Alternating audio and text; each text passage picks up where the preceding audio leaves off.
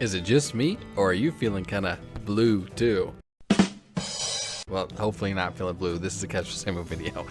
We have a fusion coming up, and it's for Esme the Dancer, starting February 10th. You can read, I know you can read, but we'll read it out loud here together. Pretend it's an audiobook, and I'm David Attenborough.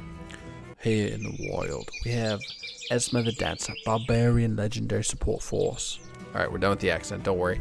Esme, I'm not going to read you their boilerplate here. How does she work? Well, A1 Blade Juggler places a 50% increased attack buff on all allies. That's pretty great, actually.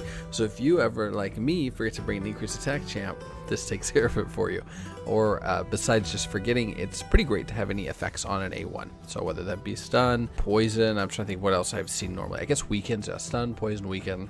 There's probably other things, but maybe I don't have them on my account per se. Oh, well, attack down, I guess stuff like that. We're not counting those. Those aren't very, as cool. But this is an increased attack on all allies. So not just on the one enemy, not just on yourself. So this is actually pretty dope. It books for damage here. This is a legendary support. So I'm thinking she probably is not going to hit that hard, but I have no way to know, and I'm not going to lie to you and tell you that I do have a way to know. I don't. There's actually no lesson here for me. Next ability here on the A2 is Earth Dancer. Attacks all enemies. Get it? She's Esme the Dancer. She juggles blades. She's in like a carnival. You getting the vibes here? Earth Dancer attacks all enemies. Has a 75% chance of placing a 25% weaken and a block buffs. This books to 100%. Okay, sweet. So big weaken and a block buffs debuff for 2 turns. So speaking of my Hydra problems, which I got great comments on, by the way, thank you so much, guys. This also decreases the turn meter of all enemies by 20%. It's pretty dope, actually. So this is going to go to 3 turns and 100% cooldown. Now that actually seems great. So it's AoE weaken and block buffs. It's sort of like Ugo on steroids for all the Ugo lovers in my comments. But you're not probably wrong. I just don't happen to be one of those Ugo lovers. Yeah, this actually looks like a great ability here. I think it's probably going to be pretty useful. I don't know that I'll go for this fusion. If I do go for the fusion, it's probably going to be a bit of a wave clear champ for me, because we're going to bring attack up, we're going to bring weaken, we're going to bring block buffs. So anywhere I'm doing wave clear. What else does she do here? Blessing of the Sands. Oh wow, okay, 50% accuracy and 30% speed. 4 turn cooldown, a little long, but nice. 75% chance of removing all buffs from enemies. That is sick, because that books to 100%. Okay, this one, A3 is banging. Increased accuracy, increased speed, and 100% on removing buffs. But if Modo's on the team, can steal them.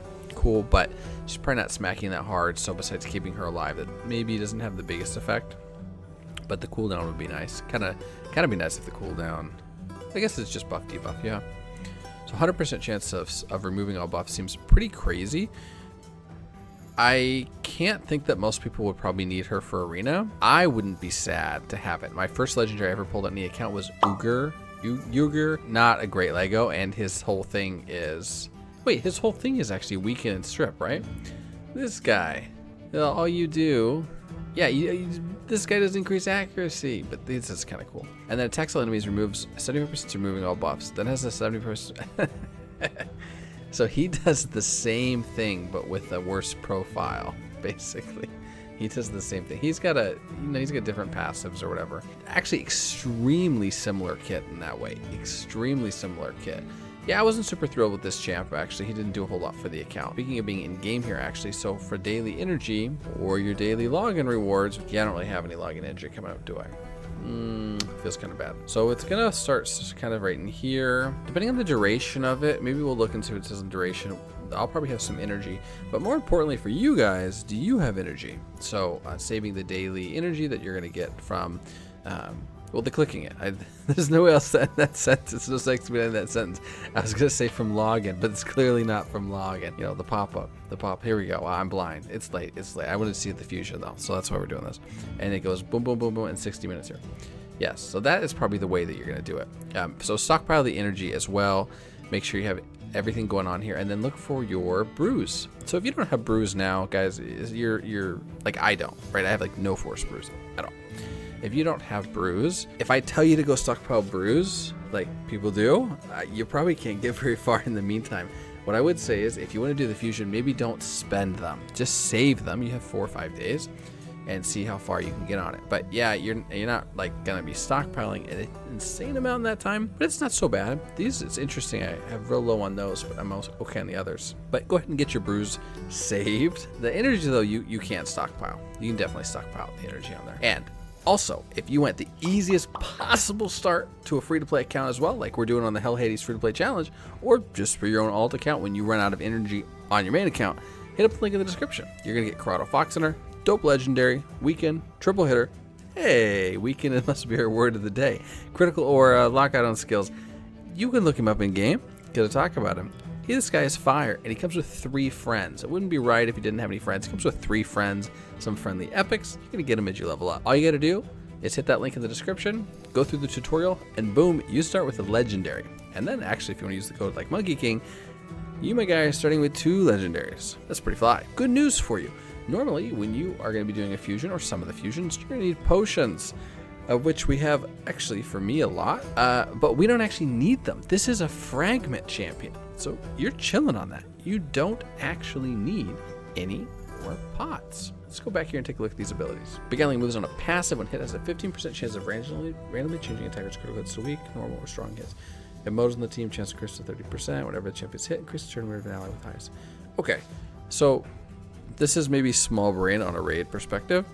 I don't actually think this passive effect would do anything for my gameplay at all. If I'm using this champ in arena, a 15% chance to change a hit is probably not going to be saving me if I'm just auto battling, like at all. And it's probably not bettable if for some reason this was like a live arena meta champion and maybe she's like insane and cracked that way. I actually don't think this passive is good. I'll go on record. Maybe I'm wrong. We'll see if I'm wrong. The other active effect whenever they're hit. So this one actually seems cool. When they're hit, increase the turn meter of the ally with the highest attack by 50%. It seems like this can probably only happen once a turn though, because it's connected with the Beguiling moves passive here. So it's not so much a, like from my like classic arena basically, for example, or even the live arena, the low ends, like I guess we're like gold 4 or 5 right now, but our live arena is like silver 2. So this champ goes, we're probably doing a strip first.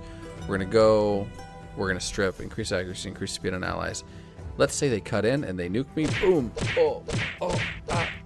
I think she's only gonna boost an ally turn meter with highest attack once. So she goes, she gets hit, boosts them. If she gets hit again, it doesn't look like to me that they're gonna get boosted again. So it's cool. Maybe your nuker gets an attack, but doesn't seem insane. And then increase ally speed in all battles by 19%. That's great. Basic aura. I think this aura probably doesn't do a lot for the champ though. If you're running your like dungeon waves, you probably have a better aura for that. But overall, seems pretty cool. Pretty funny actually that she's a bit of a connect with Yuger, or I'm sure that's not right. Now here's her combo. This guy is well, he's not pretty. He's got peeling hair. It's the banana peel connect. I can't get over it except, well, also what? No way he's the Ogren tribe. This looks like a person. There's no way. Come on, folks. Skull Clapper attacks enemy 2 times. 50% chance of increasing defense. Okay, so and there's the synergies here between the skills, and we'll look at her again really quick before we finish up here. So Ear Splitter. It's kind of a cool name actually. 75% books to 100 chance of stun. Also, this books to 80, which is pretty cool. Place an extra hit on enemies under stun, and if Esme the Dancer's on the team, always places an extra hit and ignores 20%. So that's cool. So this is an AoE 20% ignore on defense and an extra hit, only if she's on the team. Peal of Breaking. What is this Peal thing? Attacks all enemies. I don't get that. Attacks all enemies will ignore shield buffs, which is dope. Damage increased by 70% when 75 attacking under Stone Skin. If this attack removes one or more Stone Skin buffs, grants this champ an extra turn.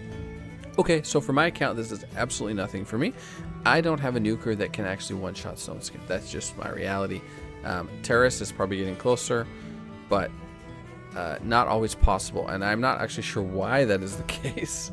There's some mechanic there in play where sometimes it works, sometimes it doesn't. But this seems cool, but doesn't do absolutely anything for me. And I don't feel like my understanding would be that nuking through Stone Skin is the meta. I don't feel like I see people do that online. I don't feel like I see that on YouTube, but maybe it is. Maybe this guy would be.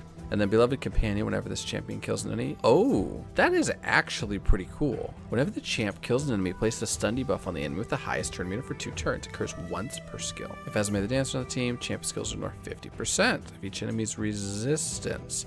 So you're killing, and then that stun placement, it's going to have a much higher chance to land. Also, if Esme is on the team, places intercept stack. Cool. Okay, so he's not going to get like controlled. I guess it'd be only, I don't know if it's only she, but can intercept block like a steal?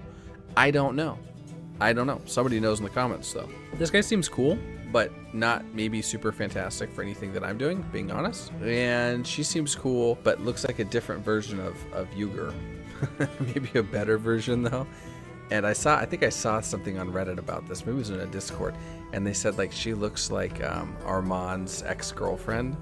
100% true. These two go together. Peal doesn't know, Modo doesn't know, but they were together at one point. Let's be honest. Let's be honest. Yeah, so anyway, the champs look pretty cool to me. Somebody's probably going to find a great use, and I think most likely more for Esme. Using them together always seems a bit weird. Hansel and Gretel came out, and the duo didn't do a whole lot. Or I should say, you were giving up a lot to use them in tandem. Not me. I didn't have both of them. But that's seemingly what people's perspective was. Hey, thanks for watching, guys. This was a Casual Samo video. Maybe one day when we get big and exciting and frivolous on the channel, we can somehow get test server access, which would be amazing. And we could take a look and demo these for everybody. So thanks for watching. Take it easy. Bye-bye.